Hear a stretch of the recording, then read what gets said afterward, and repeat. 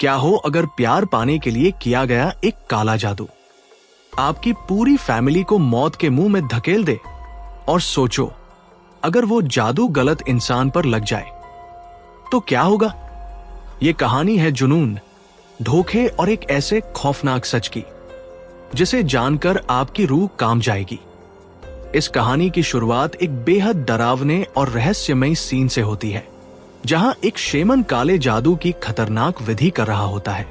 उसके सामने इंसानी शरीर के हिस्से और जानवरों के अंग पड़े होते हैं और वो उन्हें जोड़कर एक भयावह टोटका कर रहा होता है। उसी समय वहां आती है इरमा अपनी बहन के साथ। इरमा अपने ही कजिन से बेइंतहा प्यार करती है और किसी भी हाल में उससे शादी करना चाहती है, लेकिन परिवार की मान और रिश्तों की वजह से उसकी शादी कहीं और तय कर दी जाती है। और यही बात इरमा को अंदर से तोड़ देती है। वो प्यार में इतनी अंधी हो चुकी होती है कि काला जादू करने तक को तैयार हो जाती है, भले ही उसकी कीमत किसी की जान ही क्यों न हो।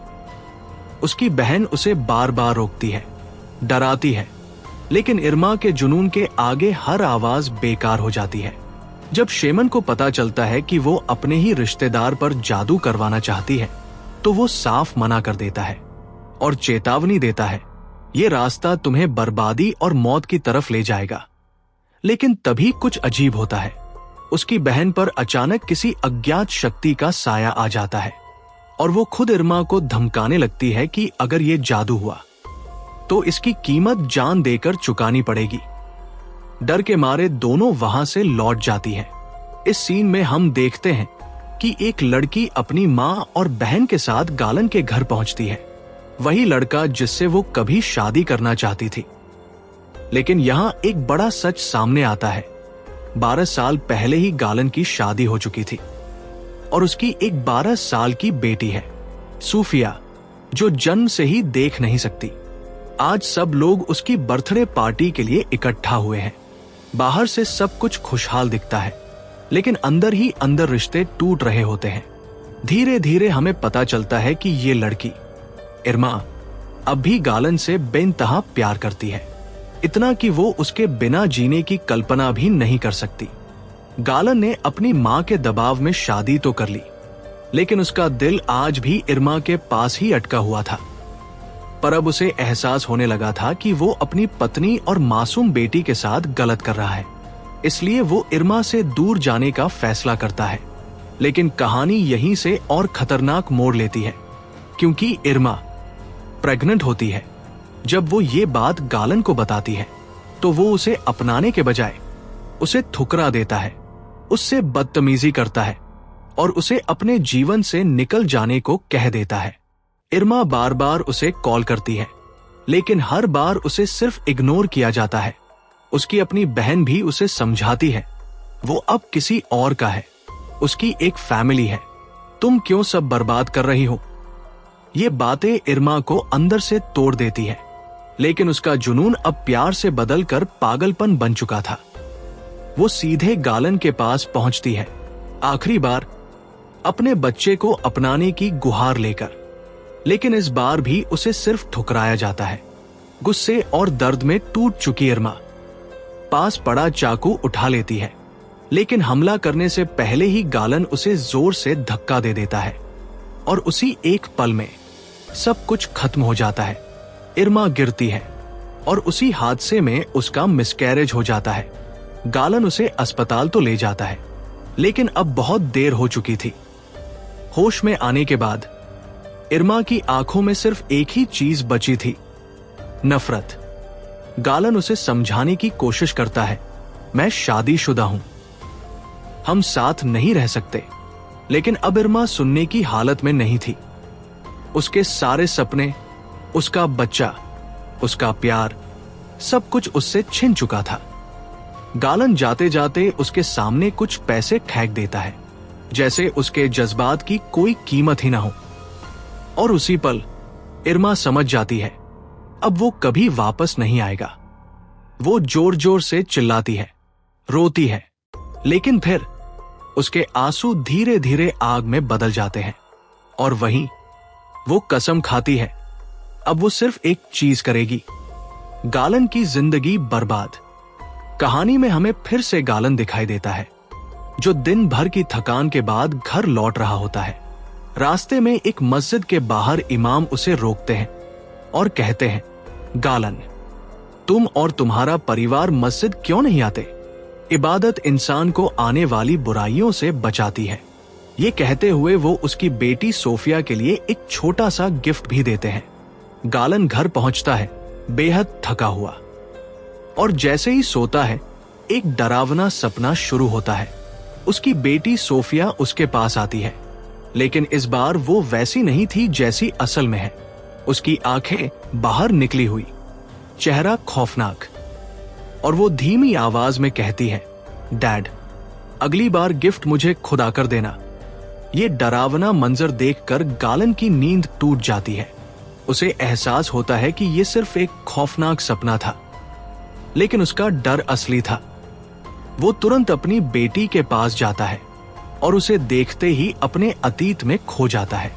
जब सोफिया पैदा होने वाली थी, तब उसने अपनी पत्नी निसा का बिल्कुल ख्याल नहीं रखा, न डॉक्टर न चेकअप, और उसी लापरवाही की वजह से सोफिया इस दुनिया में बिना आंखों के पैदा हुई।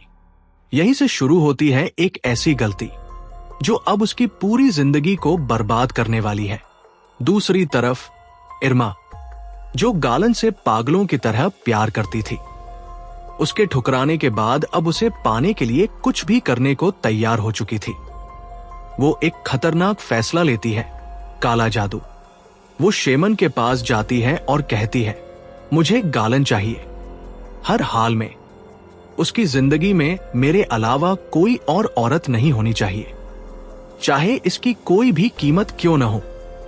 शेमन उसे चेतावनी देता है, यह रास्ता बहुत खतरनाक है, लेकिन इरमा अब रुकने वाली नहीं थी। वो अपनी और अपनी बहन की सारी सोने की चीजें दे देती है और इस अंधेरे खेल की शुरुआत हो जाती है। इस काले जादू के लिए उसे चाहिए थी निसा की फोटो, उसके बाल और कुछ बेहद डरावनी चीजें। इरमा चालाकी से निसा के घर जाती है और वहां से उसके बाल और निजी चीजें चुरा लेती है। लेकिन तभी गालन उसे देख लेता है और गुस्से में चिल्लाता है, कितनी बार कहा है, मेरी फैमिली से दूर रहो। ये बात इरमा के दिल में आग लगा देती है और अब वो पूरी तरह अंधेरे में उतर जाती है। रात होते ही काला जादू शुरू होता है। डरावने रिचुअल, मरे हुए इंसान की हड्डी और अजीब मंत्रों के बीच आखिरकार जिन्नों को बुलाया जाता है। शेमन उनसे कहता है, निसा को बर्बाद कर दो, और इसके साथ ही शुरू होती है 5 खौफनाक रातें। पहली रात, निसा जब नमाज पढ़ रही होती है, तभी उसके सामने अचानक मांस के कटे हुए टुकड़े दिखाई देते हैं और अगले ही पल उसे ऐसा महसूस होता है जैसे किसी ने उस पर खून की बाल्टी उड़ेल दी हो। वो चीख पड़ती है। गालन दौड़कर आता है, लेकिन जब वो देखता है तो वहां कुछ भी नहीं होता, न खून न कोई निशान। वो सिर्फ इतना कहता है, शायद तुम बहुत थक गई हो, आराम करो। लेकिन असलियत ये थी, खौफनाक खेल अभी शुरू हुआ था। अगली रात निसा पर काले जादू का असर और भी खतरनाक हो जाता है। वो जैसे खुद पर काबू खो बैठती है, अपनी ही बेटी की गुड़िया के बाल काटकर खा जाती है और फिर अचानक उसे भयानक उल्टियां होने लगती है। होश में आते ही वो डर जाती है, ये मेरे साथ क्या हो रहा है? वो सब बताना चाहती है, लेकिन कोई उसकी बातों पर यकीन नहीं करता और धीरे धीरे उसका डर और भी गहरा होता जाता है। फिर एक और डरावना पल, निसा जब नमाज पढ़ रही होती है, अचानक उसे उल्टी होती है, लेकिन इस बार उसकी उल्टी में जिंदा कीड़े रेंग रहे होते हैं। ये देखकर उसकी रूह कांप जाती है। वो समझ जाती है कि कुछ बहुत गलत हो रहा है, इसलिए वो उन कीड़ों को संभाल कर रखती है ताकि किसी को दिखा सके।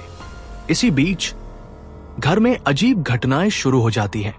एक बीमार औरत जो चल भी नहीं सकती थी, अचानक उठती है और खुद पर उबलता खाना डाल देती है। कुछ ही पलों में उसकी दर्दनाक मौत हो जाती है। फ्यूनरल के दौरान निसा अचानक अपना कंट्रोल खो देती है, जैसे कोई अनदेखी ताकत उसे चला रही हो। वो एक लाश को उठाकर फेंक देती है। सब लोग दहशत में आ जाते हैं, लेकिन इरमा को सब पता होता है और वो इस सब से खुश होती है। तभी एक इमाम आता है। वो निसा को देखकर समझ जाता है उस पर एक खतरनाक जिन का कब्जा है। अंसार, एक बेहद ताकतवर और नफरत से भरा जिन। इमाम कहता है, डरो मत, चाहे जिन कितना भी ताकतवर हो, ऊपर वाला उससे कहीं ज्यादा ताकतवर है। और फिर वो निसा का एक्सॉर्सिज्म करने का फैसला करता है। जब निसा पर दुआएं पढ़ी जाती है, वो चीखने लगती है, तड़पने लगती है, उसकी आंखें बदल जाती हैं, चेहरा डरावना हो जाता है। अब वो इंसान कम और एक जिन का रूप ज्यादा लगने लगती है। मां की मौत के बाद घर में अजीब और डरावनी घटनाएं शुरू हो चुकी थी। अब इमाम की मां को भी रोज खौफनाक सपने आने लगे थे। एक दिन किचन में कुछ ऐसा दिखता है कि वो बुरी तरह चीख उठती है, डर के साए में पागल होकर।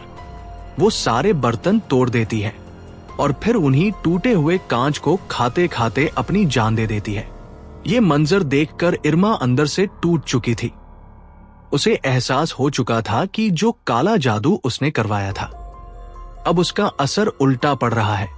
वो कांपते हुए अपनी बहन को सच्चाई बताती है कि उसने बदला लेने के लिए जादू करवाया था, लेकिन जादू करने वाले ने चेतावनी दी थी, इसकी कीमत तुम्हारे अपने खून से चुकानी पड़ेगी। और अब एक एक करके उसके अपने ही लोग मर रहे थे। दूसरी तरफ निसा को बचाने के लिए उसे एक इमाम के पास ले जाया जाता है। इमाम भरोसा दिलाते हैं, ऊपर वाला हमारी मदद करेगा। लेकिन हालात हर पल और भी खतरनाक होते जा रहे थे।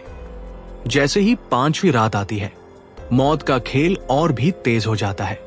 इरमा अपनी बहन को बचाने जाती है, लेकिन अचानक उसकी बहन पर किसी बुरी ताकत का कब्जा हो जाता है। वो पेड़ पर चढ़ जाती है और एक खौफनाक छलांग लगाकर अपनी जान दे देती है। अब इरमा पूरी तरह टूट चुकी थी। वो हर हाल में इस जादू को रोकना चाहती थी। वो जाती है और वहां उसे शैमन नहीं मिलता। अचानक कुछ बहुत अजीब होता है और अचानक उसका शरीर अकड़ने लगता है और उसकी वही दर्दनाक मौत हो जाती है। इधर इमाम एक्सॉर्सिज्म शुरू करते हैं। कुरान की आयतें गूंजती हैं, लेकिन अंदर की बुरी ताकत और ज्यादा हिंसक हो जाती है। वो वहां मौजूद लोगों पर हमला करती है और कई लोगों की जान चली जाती है। फिर सामने आता है सबसे बड़ा सच, जिसने सब कुछ बदल दिया। जादू निसा पर नहीं, बल्कि उसकी बेटी सोफिया पर हुआ था। गलती से इस्तेमाल हुआ एक सामान सब कुछ उल्टा कर गया। इसलिए मर रहे थे निसा के नहीं, बल्कि सोफिया के अपने खून के रिश्तेदार। अब सोफिया पूरी तरह उस शैतानी ताकत के कब्जे में थी। वो अपने ही पिता को बेरहमी से मार देती है। आखिरकार इमाम सही इंसान यानी सोफिया पर एक्सॉर्सिज्म करते हैं और जिन उसे छोड़कर चला जाता है। लेकिन तब तक बहुत देर हो चुकी थी। निसा अस्पताल में जिंदा है, लेकिन जिंदगी और मौत के बीच झूल रही है। और तभी सोफिया उसके पास आती है। उसका डरावना चेहरा ये साफ बता रहा था कि बुरी ताकत अभी भी उसके अंदर जिंदा है और अगला शिकार उसकी अपनी मां है।